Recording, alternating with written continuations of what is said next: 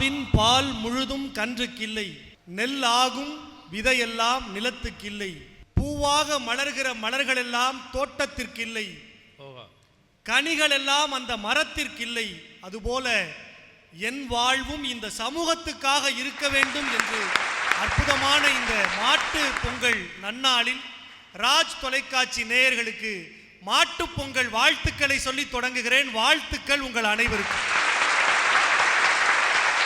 திரு விஜய் அவர்களே, ராகவேந்திரன் அவர்களே, இதுவரைக்கும் உங்களுக்காக வாழ்ந்திருக்கீங்க, இப்போ மக்களுக்காக வாழ போறீங்கன்னு முதல் செய்தி சொல்லியிருக்கீங்க.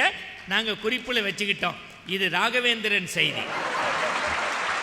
நடுவர் அவர்களே, நீங்க வேற கடலூர் காளிதாச பொட்டு வச்ச தங்க குடம்னு கூப்பிட்டதுனாலயோ என்னவோ காளிதாஸ் ஒளி வாங்கி முன்னாடி நின்ன உடனே கண்ணு செவந்து கரண்ட் பாக்ஸ் வெடிச்சு படபட படபடன்னு பட்டாசு மாதிரி வெடிச்சிருக்காரு. இது தீபாவளி இல்லையா, மாட்டு பொங்கல் தான். சபாஸ். அவர் என்னமோ பேசுறாரு. இன்னைக்கு விவசாயிகள் ஆறுகளை நாங்கள் பராமரிக்கிறோம், மாரியப்பன் தங்கவேலு தங்க பதக்கத்தை வாங்கி இருக்கிறாரா இல்லையா, மேடையில என்ன சொன்னா கை தட்டுவாங்கன்னு காளிதாசுக்கு தெரிஞ்சிருக்கு.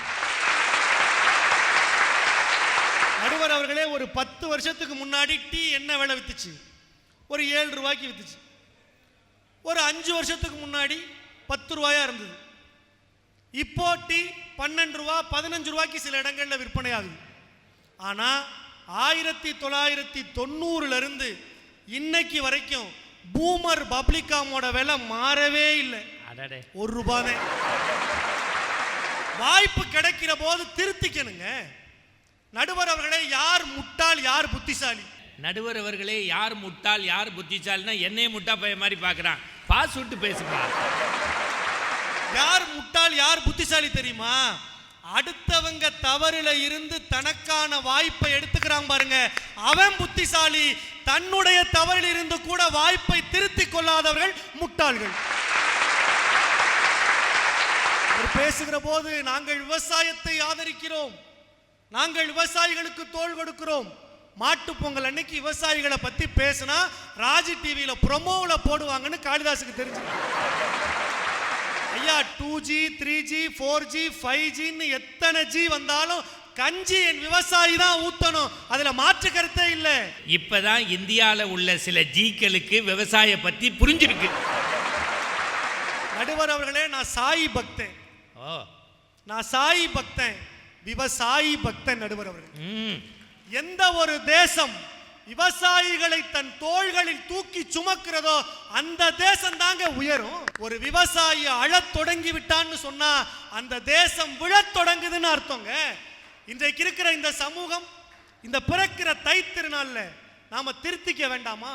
விவசாயிகளை கொண்டாடுறோம், விவசாயிகளை வணங்குறோம்னு பேசுற காளிதாச பார்த்து கேட்கிறேன், அவர் தங்கச்சிய ஒரு விவசாயிக்கு திருமணம் பண்ணி கொடுப்பாரா? சபாஷ். மருத்துவம் படிச்சிருக்கணும், வழக்கறிஞரா இருக்கணும், சார்ட்டர்ட் அக்கவுண்டன்ட் படிச்சிருக்கணும்னு பார்க்கிற வேலைகளில் சம்பாதிக்கிற சம்பளத்தை பார்த்து உங்க வீட்டு பெண்களை திருமணம் செய்து கொடுக்கிறோமே, இந்த தை திருநாள்ல விவசாயிகளுக்கு என் வீட்டு பொண்ணை கொடுப்போம்னு தெரிஞ்சுக்கோங்கய்யா. ராகவேந்திரன் அவர்களே, அடுத்த தை திருநாளில் நான் சபதம் விடுகின்றேன். இதே காளிதாஸ் தங்கைக்கு விவசாயியை பார்க்க வேண்டாம், அவருக்கு துணைவியாக ஒரு விவசாய பெண்ணை திருமணம் செய்து கொள்வதாக உறுதியேற்றால் அத்தனை வரதட்சணை செலவையும் பாஸ்கர் ராஜ் ஏற்றுக்கொண்டு அடுத்த தை திருநாளில் பட்டிமண்டபத்தோடு திருமணம் நடக்கும். நீங்களே வாழ்த்துரை வாருங்கள். தயாரா? இதுதான் சவால். இப்பதான் தளபதி உங்க பேச்சு சூடு பிடிச்சிருக்கு. அவர்களே, தை திருநாள்ல தவறுகளை திருத்திக்கணும். பாருங்க, திருந்துறோம்னு சொன்ன உடனே கல்யாணம் நிச்சயமாயிருக்கு. மேடையிலேயே வரணும் பார்த்து கொடுத்து வாழ்த்துறைக்கும் ஆள் பிக்ஸ் பண்ணி கொடுத்துருக்காங்க. இது எந்த தொலைக்காட்சியிலாவது நடக்குமா? ராஜ் டிவியில தான் நடக்கும். நடுவர் அவர்களே, சீக்ரெட் ஆஃப் சக்சஸ் எது தெரியுமா? ஒரு மேலை நாட்டு அறிஞன் சொன்னா, சீக்ரெட் ஆஃப் சக்சஸ் என்பது தேசிய நெடுஞ்சாலை மாதிரி. தலைப்பை கேட்டதுக்கு அப்புறம் தான் எனக்கு புரிஞ்சுது. சீக்ரெட் ஆஃப் சக்சஸ் தேசிய நெடுஞ்சாலை மாதிரி தான். ஆனா என்ன, அங்க டேக் டைவர்ஷன் இருக்கும். வாய்ப்புகளை நாம சரியா புரிஞ்சுக்கிட்டு நாம திரும்பலைன்னு வைங்களேன், சீக்ரெட் ஆஃப் சக்சஸை நம்மால அடைய முடியாதுங்கிறத இந்த தை திருநாள்ல தெரிஞ்சுக்க வேண்டாமா? ஒரே பாதையில தான் பயணிப்போம்னு நாம பயணிச்சோம்னு வைங்களேன், கடைசியில கூகுள் மேப் காட்டுற மாதிரி முட்டுச்சந்தில தான் போய் நிக்கணும். ரொம்ப அழகா அற்புதமா காளிதாஸ் பேசியிருக்கிறார்.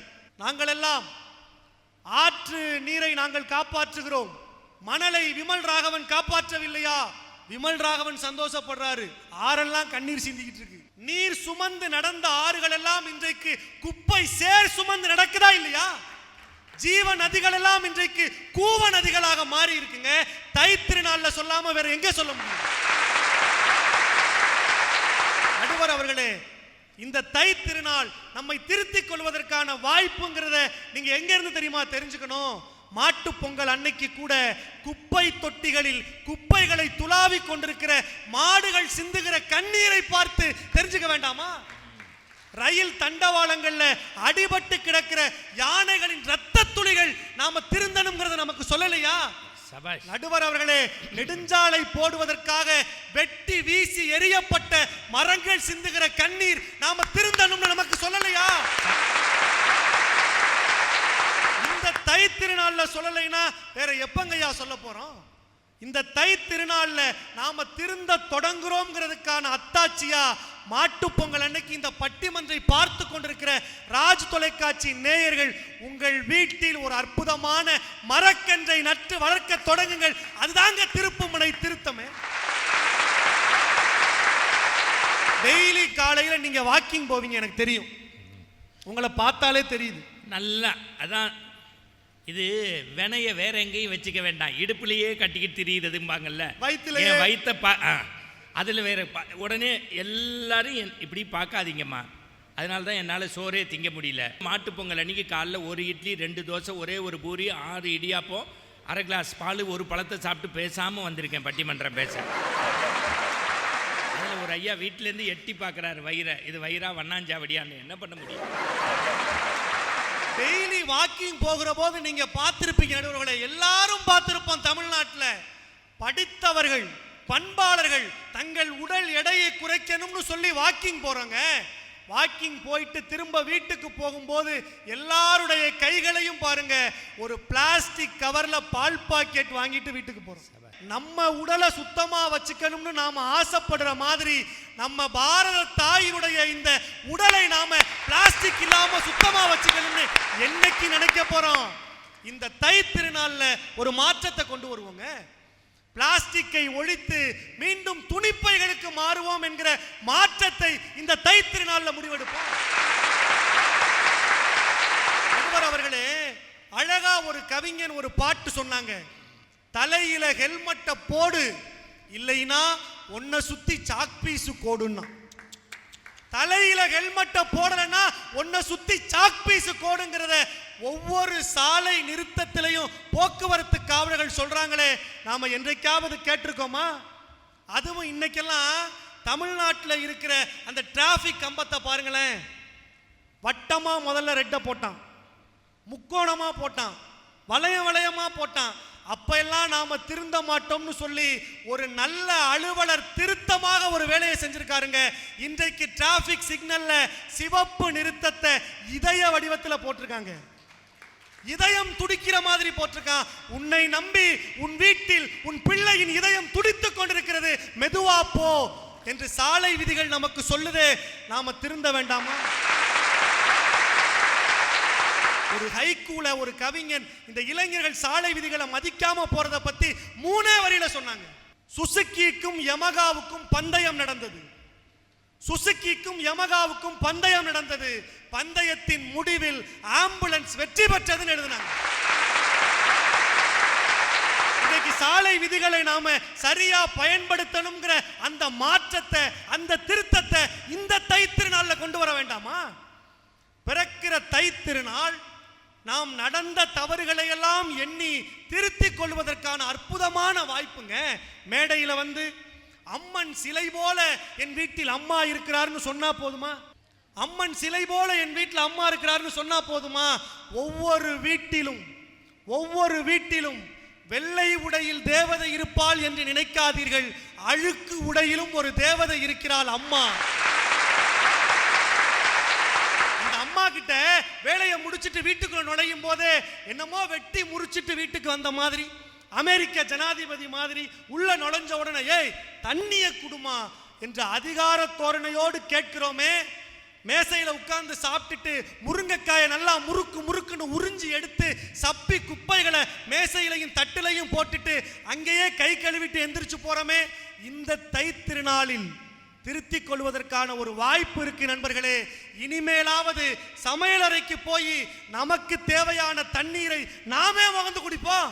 நாம சாப்பிட்டு வச்ச தட்டை நாமளே கழுவி வைப்போம். சமையலறை பெண்களுக்கானது மட்டுமல்ல, அது இருவருக்குமானது என்கிற புரிதலை இந்த தை திருநாள்ல கொண்டு வருவோம். அவர் சொன்னாரு, உழைப்பால் உயர்ந்தார்கள், உழைத்தவர்கள் உயர்ந்தார்கள், மாற்று கருத்தே இல்லை. எவன் ஒருவன் தன் மனதை திருத்திக் கொள்ள ஒத்துழைக்கிறானோ அவனும் நிச்சயமாக உயர்வாங்க. உழைத்தவர்கள் உயர்ந்திருக்கிறார்கள், அதுல மாற்று கருத்தே இல்லை. ஆனால் தன் மனதை திருத்தத்திற்கு ஒத்துழைக்கிறவர்கள் எவ்வளவு பெரிய சாதனை சிகரத்தில் ஏறி இருக்கிறாங்க தெரியுமா? மாரியப்பன் தங்கவேலுவை பத்தி சொன்னீங்களே, உசேன் போல்ட் முதலாக ஒலிம்பிக் பந்தயத்தில் ஓடுகிற போது துப்பாக்கி சுடுற சத்தத்துக்கு முன்னாடியே 8 எடுத்து வச்சாங்கிறதுக்காக டிஸ்குவாலிஃபை செய்யப்பட்டான். தான் செய்த தவறால் தன்னால் தங்கப்பதக்கத்தை வாங்க முடியாமல் போனதை நினைத்து வருந்திய உசேன் போல்ட் தொடர்ந்து பயிற்சி செய்தான், தன் தவறுகளை திருத்திக் கொண்டான். இன்றைக்கு உலகத்திலேயே ஓட்டப்பந்தயத்தில் அதிகமான தங்கப்பதக்கங்களை வென்ற மின்னல் வீரன் உசேன் போல்டாக உயர்ந்திருக்கிறான்னா, தவறுகளை திருத்த தொடங்கினால் தங்கப்பதக்கம் நம் தலைக்கு கிடைக்குங்க. காட் ஆஃப் கிரிக்கெட்னு சொல்லி நாம சச்சின் டெண்டுல்கரை சொல்றோம். கிரிக்கெட்டினுடைய தந்தையாக பார்க்கப்படுகிற சச்சின் டெண்டுல்கர் எப்படி தெரியுமாங்க கிரிக்கெட்டினுடைய தந்தையாக உயர்ந்தார்? கோடிக்கணக்கில் ரூபாயை கொண்டு வந்து வீட்டில் கொடுத்து இந்த விளம்பரத்தில் நடிங்க, அந்த விளம்பரத்தில் நடிங்க, எங்க பைக்கு எங்க பேட்டரின்னு விளம்பரங்களில் நடிக்க கோடியாக பணம் கொடுத்த போது கூட சச்சின் டெண்டுல்கர் ஒரே ஒரு முறை தன் இதயத்தை திருத்தி ஒரு அற்புதமான முடிவெடுத்தாங்க. எத்தனை கோடி ரூபாய் பணம் கொடுத்தாலும், எத்தனை கோடி ரூபாய் பணம் கொடுத்தாலும் மது விளம்பரங்களில் நடிக்க மாட்டேன் என்கிற முடிவை சச்சின் டெண்டுல்கர் எடுத்தாரு. அந்த மாற்றத்தை போல இன்றைக்கு இருக்கிற இளைய தலைமுறை பிள்ளைகள் இந்த தை திருநாள்ல இனி மதுவை தொடமாட்டோம்ங்கிற ஒரு நல்ல மாற்றத்தை கையில் எடுப்போம். சாலையில வரும்போது சாலை ரொம்ப குழியா இருந்தது. உடனே அந்த சாலையை போட்ட ஒப்பந்தக்காரரை பார்த்து கேட்கலாம்னு போனேன். அவர் நல்லா குண்டா இருந்தார். அப்பதான் எனக்கு புரிஞ்சுது, சாலை குண்டும் குழியுமாக இருக்கும்னு சொன்னாங்களே அப்படிங்கிற உண்மை புரிஞ்சுது. அந்த ஒப்பந்தக்காரர்கிட்ட போய் கேட்டேன், ஐயா தை பிறக்க போகுது, ரோடெல்லாம் இப்படி இருக்கே, அரசாங்கம் ஒதுக்கின நிதியில வாங்கின தாரெல்லாம் எங்கன்னு. ஒப்பந்தக்காரர் சொன்னார், அமைச்சருக்கு கொடுத்தார், ஆட்சி தலைவருக்கு கொடுத்தார், அதிகாரிகளுக்கு கொடுத்தார், மீதம் இருந்த பணத்தில் ஒப்பந்தக்காரர் கொஞ்சம் எடுத்தார், மிச்சம் இருப்பதுதான் சாலைகளில் இருக்கிற தார்னு சொன்னார். அவரோட தார்மீக பதில் எனக்கு ரொம்ப பிடிச்சிருந்துச்சு. இன்றைக்கு இருக்கிற மக்கள் அற்புதமாக சிந்தித்து இந்த தை திருநாள்ல ஒரு நல்ல முடிவை, நல்ல மாற்றத்தை எடுக்கணுங்க. யாருக்கு ஓட்டு போடணும் என்கிற அந்த அற்புதமான முடிவு உங்க கைகளில் இருக்கு. நல்லவர்களை தேர்வு செய்தால் நாடு நலம் பெறும் என்கிற அற்புதமான ஒரு மாற்றத்தை இந்த தை திருநாள்ல நீங்க அவசியம் எடுத்தால், பிறக்கிற தை திருநாள் நம் இல்லங்களில் இருக்கிற எல்லா தொல்லைகளும் நீங்குகிற அற்புதமான ஒரு நம்பிக்கை திருநாளாக மாறும் என்பதில் மாற்று கருத்தே இல்லை. உலகம் முழுவதிலும் இருந்து பார்த்து கொண்டிருக்கிற ராஜ் தொலைக்காட்சி நேயர்களே, இந்த மாட்டு பொங்கல் திருநாளில் ஒன்றை சொல்லி நிறைவு செய்கிறேன். தவறுகளை திருத்திக் கொள்ளாதவர்கள் மனிதர்களே இல்லை. தவறுகளை திருத்திக் கொள்ளுங்கள், நீங்களும் தெய்வமாகலாம். நன்றி, வணக்கம்.